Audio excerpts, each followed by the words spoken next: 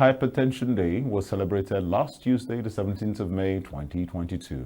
The theme was Measure Your Blood Pressure Accurately, Control It, Live Longer. Now, to talk about this and more, in the studio are two medical professionals, consultants, and very experienced people in the medical realm. First of all, we have a professional consultant, family physician, and a practicing cardiologist, a basic life support and advanced cardiovascular life support instructor, OLAITAN Fafure. It's good to have you in the studio, doctor. Thank you very much. Well, earlier on, we're talking about your regime this morning. It's good to have a doctor who obeys his own fitness rules. Definitely. Very important. Pleasure. Good to have you with us. All right. Also, our other guest in the studio is an orthopedic surgeon, a former chief orthopedic surgeon and the head of surgery department at Asokoro District Hospital. Currently, he's the CEO of Alliance Hospital and Services Limited here in Abuja. Doctor, you're welcome to the show. Dr. Otabo Christopher, it's good to have you on the show. Thank you for having me. All right, that's very good. So we're going to go straight into it. I'm going to start with you, Dr. Fafure. What is the medical definition of hypertension and the layman's definition? So both the medical people and the layman can understand hypertension properly. Thank you very much.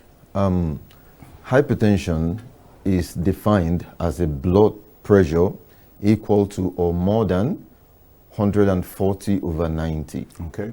That is a systolic of 140 and a diastolic of 90. Okay. Equal to or more than that. I haven't checked the blood pressure 2 or 3 different times or 2 or 3 office visits. The layman's term, what about the layman's term if you're going to describe hypertension to the man on the street, to the every guy, how do we describe hypertension to the layman? Well, to a layman, I would describe hypertension as once their blood pressure is checked and it's equal to or higher than 140/90, yeah, is indicative of hypertension. Of course, not just one check, yeah, several checks. Then I would also let the layman understand that it is being said that hypertension is silent, but then there are a lot of individuals out there having symptoms of hypertension.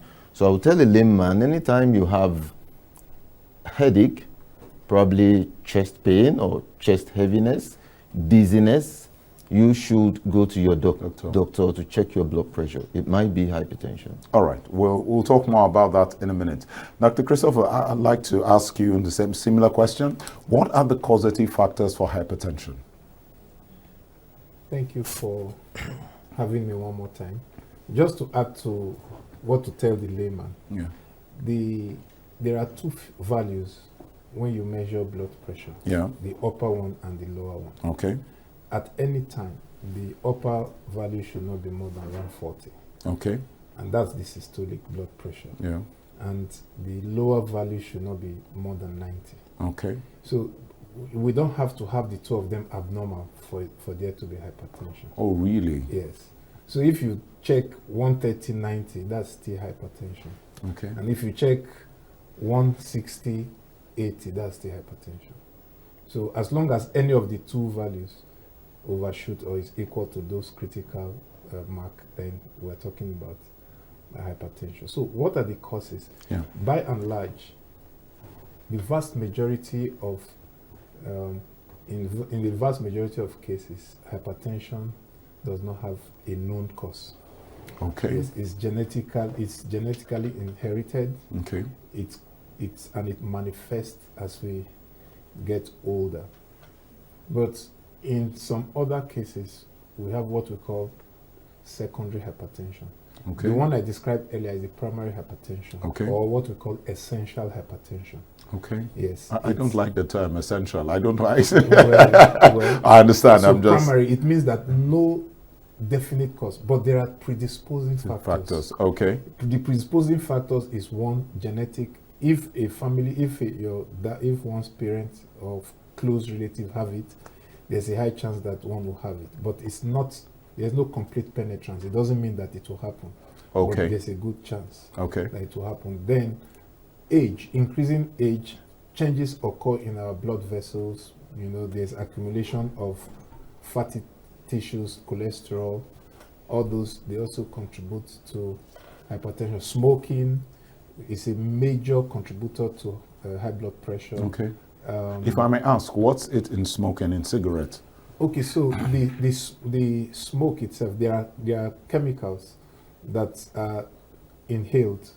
They injure the lining of the blood vessels, and so it's causes certain changes Okay. that predispose to hypertension. Oh, wow. Okay. Yes. That's very good. That's just one way. There are many ways in which smoking causes hypertension. That's a major topic of its own. Yes, but suffice it to say that smoking predisposes people to high blood pressure. Yes, and the excessive intake of salt, diet. Yes, if we have added salt to our diet, Okay. it predisposes people Us to hypertension. And hypertension. apart from that, there are other diseases that also that makes one's blood pressure go high, like kidney diseases. Talking about the secondary hypertension now, in pregnant women, some of them have pregnancy-induced hypertension, which is supposed to come back to normal after delivery, but many of them just take off from there and they become full-blown hypertensives.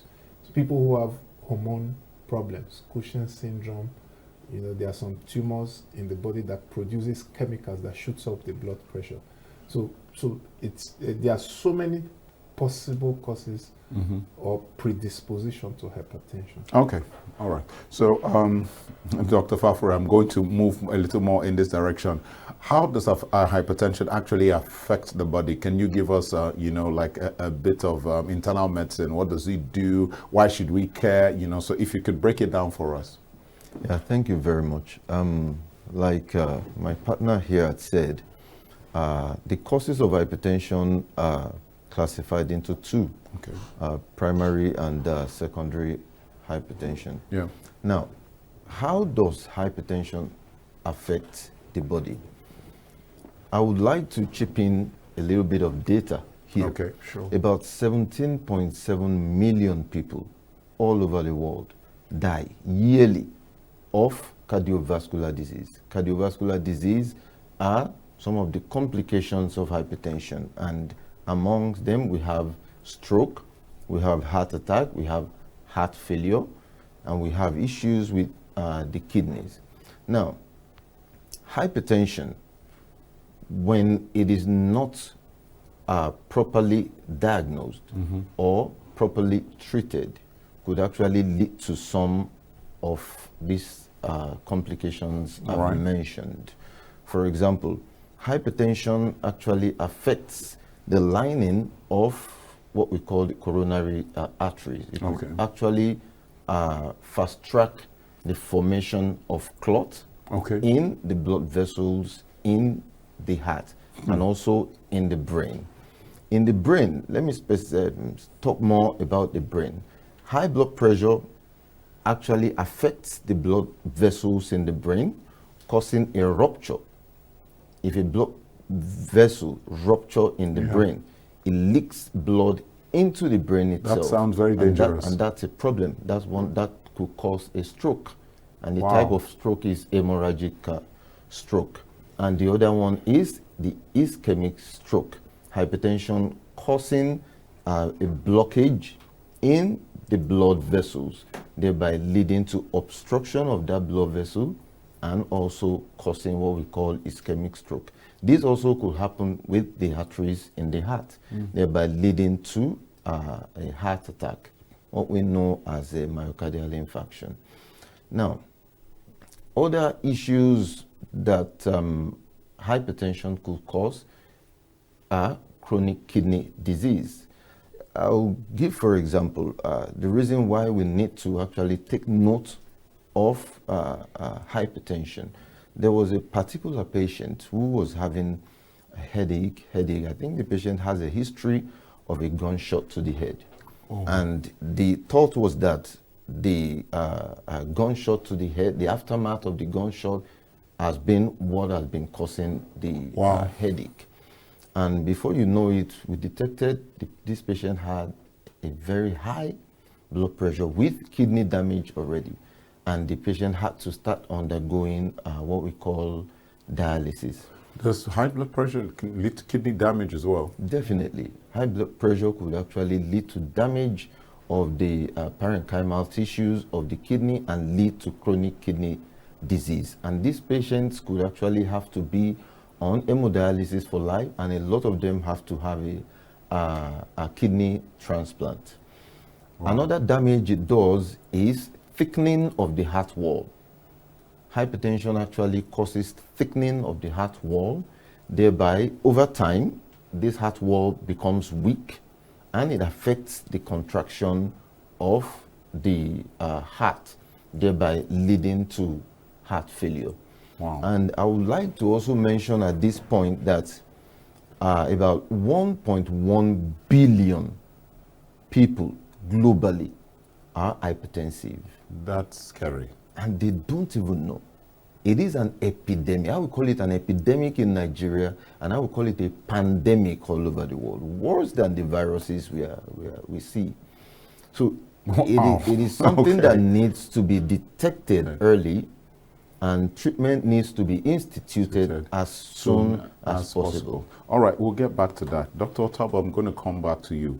What sections of our population are susceptible to hypertension? Thank you. Old, young, what? Yeah, anything from 35 years and above Okay.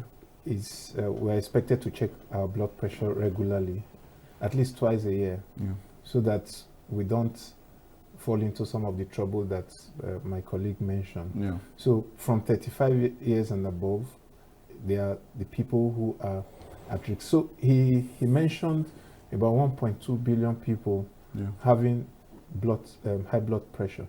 And statistics also shows that over half of those people don't even know that they have it. Wow. And yes, it's a whooping, almost like 600 million people are not even aware that they have high blood pressure. So why doesn't he have the same? Because hypertension is another term that is used for hypertension is that it's a silent killer. Because for many people, the first time they will ever know that they had hypertension is when they have come down with complications. Yes, a man called a family member of a man called me last week to say the man woke up and could not move the right side of his body. That's a stroke he had. And I asked, is he hypertensive? They said no. The answer is not no. The answer is that he didn't know.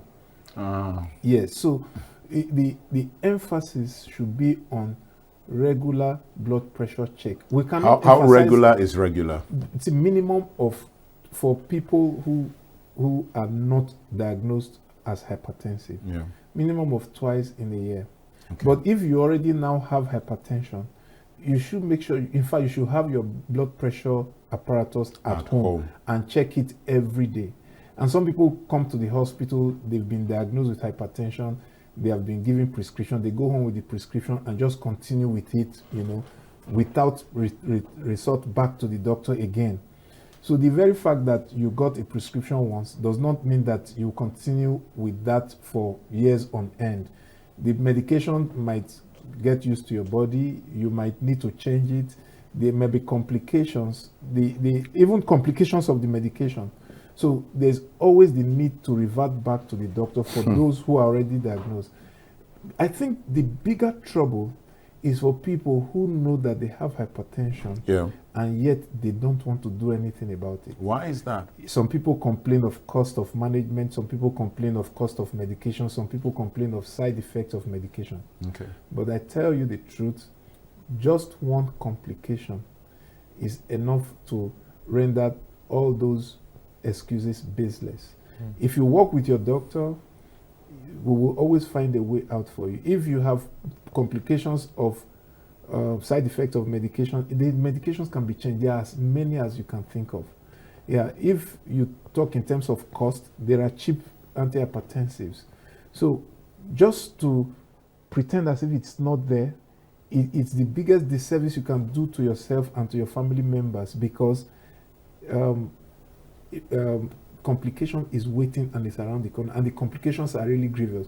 More than about half of the patients that we do kidney transplant in my hospital. Yeah. About half of the patients that come there, they come there as a result of hypertension or diabetes, complications of it. Wow. Oh, this is amazing and frightening at the same time. Yeah. Dr. Fafure, how bad is this issue in Africa and in Nigeria here? How bad? We've heard the global figures. Are we in a better place? Are we worse place? How bad is it here? Thank you. I would say, I will still use statistics. According to World Health Organization, every 3 Nigerians that you see, 1 is hypertensive. Every 3 adults. 1 out of every 3 adult Nigerian that you see. That is staggering. 1 is hypertensive. I will say from personal experience that it might even be up to 1.5 or 2. Because almost about 80–90% of patients I see on a daily basis coming for whichever reason it might be, have hypertension. All right, very quickly, we have the data now, solutions. Now, I think one of the solutions to curbing the complications of hypertension is we need to avoid being ignorant.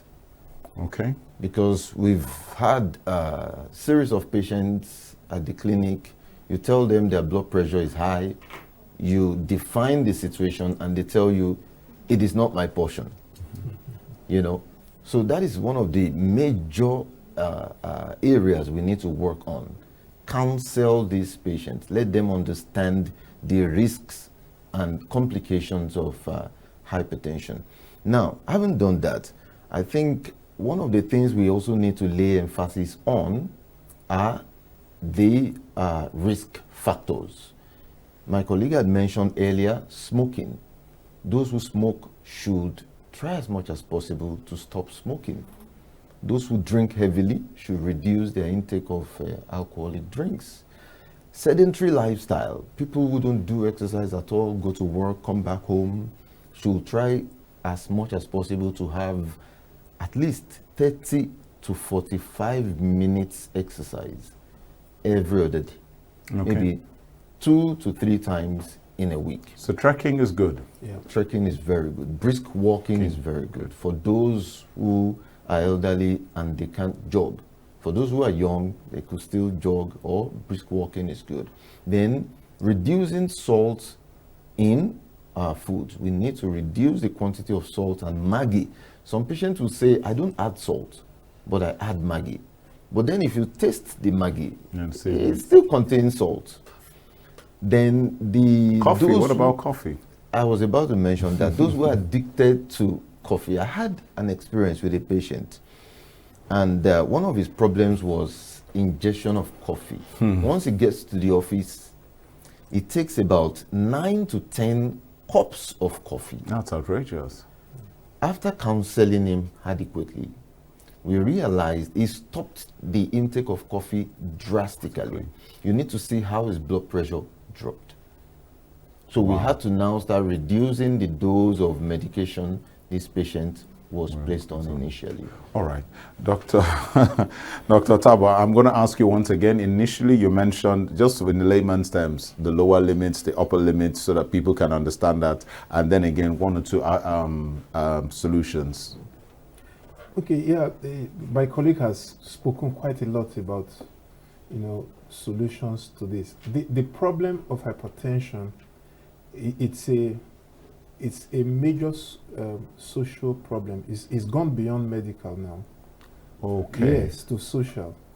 How so? Yeah, because when you have a huge number of people coming under the burden of this disease, and a lot of people are orphaned, you have a lot of people who have become orphans because their parents have died abruptly from hypertension. That's a major social problem because it's going to lead to other social issues. So what I think we should do is a mass campaign and sustained. The yearly, once a year media talk about World Hypertension Day is not enough. There should be maybe in the Ministry of Health, Yeah. a department that would create a lot of awareness, not just about hypertension, diabetes. These are some of, in fact, diabetes and hypertension combined account for mortality in the middle age to elderly people, more than, I mean, from just a rough estimate, over 50% mortality. Wow. Yes, if people can control these two things, then they have a handle on their health. So we need awareness, and the population needs to be told about this, and there needs to be a change in lifestyle for people to first of all be aware that there's a possibility of having Yeah. high blood pressure, because a lot of people live in ignorance, or they play the ostrich as if it will not happen to me. Yeah. It's not my portion. But it like does you said. happen. But it does happen, and then yesterday night we had to put a drain in somebody's brain. What? Because it bled in his brain into the ventricle, and it was going to die if that brain surgery was not not done. And the only reason is because his blood pressure was high, and it was not under control. All right. On that note, on that very high alarming note, I'd like to end it there. So our viewers, ignorance is not bliss. It is not bliss at all. I understand it's not your portion. Nobody wants it, but lifestyle makes this thing happen. Faith is not the denial of fact. So go to I'm not saying the doctors are not saying don't apply your faith, but go to the hospital, get the checks. And until your checks come down, you know what to do. All right. That's our guests have been Dr. Tabo and Dr. Fafure. It's fantastic having you guys. And we hope we'll have a couple of hours one day just to talk about these issues and have Nigerians calling so that we can, get a healthier people. It's been a pleasure. Thank you. All right, now we have quite a bit of messages on social media, a lot on WhatsApp, maybe close to, I don't know, hundreds or something. We have this one from Ali Lawrence. He says, indeed, your program is very interesting. Thank you. Thank you very much, Ali Lawrence. We appreciate your message. Okay. We have no name. I'm James, texting you from Port Harcourt. James from Port Harcourt, thank you for reaching out to Lens in Africa. We appreciate you. Yes, thank you for liking our program. And we will do our best to keeping the various segments that you enjoy on the show. Here is another one. Ado, okay, this is Ado. Your name is Ado. You're calling from Ado Hills. Okay, that's rather interesting. Thank you very much for sending your message. We appreciate you. There are many, but most people don't send your names. You just send a message, and we don't know your name, so we don't know who to connect the message to. We have Lawal from Kogi State, just to say hi to Lens in Africa. Hey Lawal, we say hi back. We have a couple of others on our other social media handles. Let's go there very quickly before we're out of time.